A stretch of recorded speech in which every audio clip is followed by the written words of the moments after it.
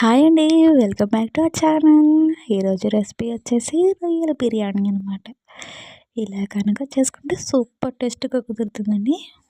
ముందుగా గిన్నె 2 గ్లాసుల వరకు బాస్మతి బియ్యాన్ని తీసుకోవాలి.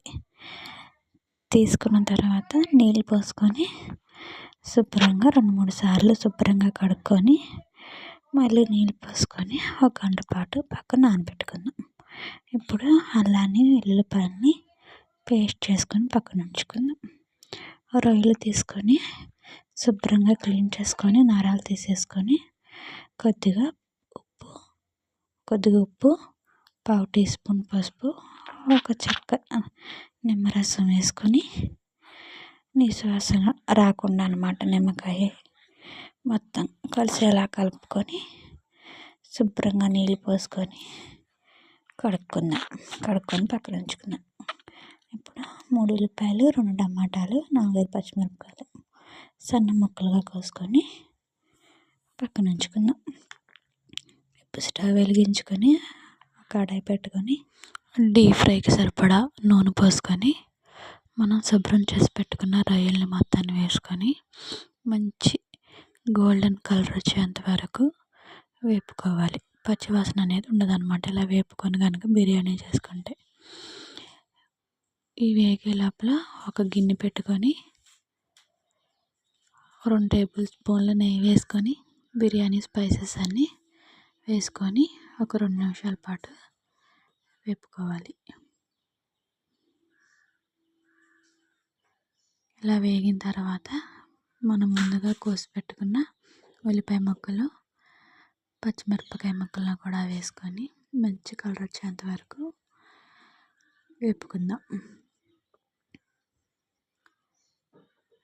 రొయ్యలు వేపుకున్న నూనె కూడా దీంట్లో వేసుకున్నానండి నేను కొద్దిగా. ఇంకోండి ఇలా వేగిన తర్వాత సన్నగా తరిగి పెట్టుకున్న టమాటా ముక్కలను కూడా వేసుకొని మెత్తగా మగ్గించుకోవాలి. ఇంకోండి ఇలా మగ్గిన తర్వాత మనం దంచి పెట్టుకున్న అల్లం వెల్లుల్లి పేస్ట్ కూడా వేసుకొని పచ్చివాసన పోయేంత వరకు కలుపుతూ వేపుకోవాలి. ఇలా పచ్చివాసన పోయిన తర్వాత మనం ముందుగా వేపెట్టుకున్న రొయ్యలు కూడా వేసుకొని ఒకసారి మొత్తం అవన్నీ పట్టేలాగా ఒకసారి కలుపుకుందాం. ఇలా కలుపుకున్న తర్వాత రుచికి సరిపడా ఉప్పును వేసుకొని ఒక పావు టీ స్పూన్ వరకు పసుపు, కారానికి తగ్గట్టుగా కొంచెం కారం వేసుకొని ఒకసారి కలుపుకొని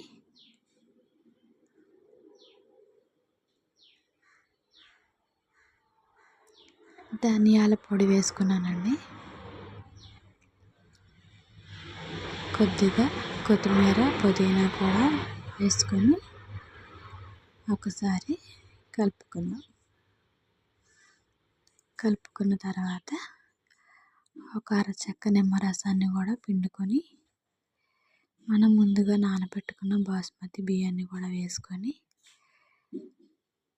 విరిగిపోకుండా మెల్లగా మొత్తం ఒకసారి కలుపుకొని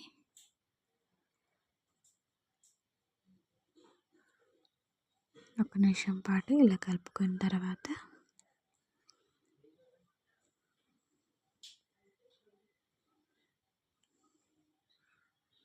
ఇలా కనుక తిప్పుకొని ఇటు పట్టుకుంటూ ఉప్పు కారాలన్నీ ఆ రైస్కి పట్టి మంచి ఫ్లేవర్ఫుల్గా వస్తుంది.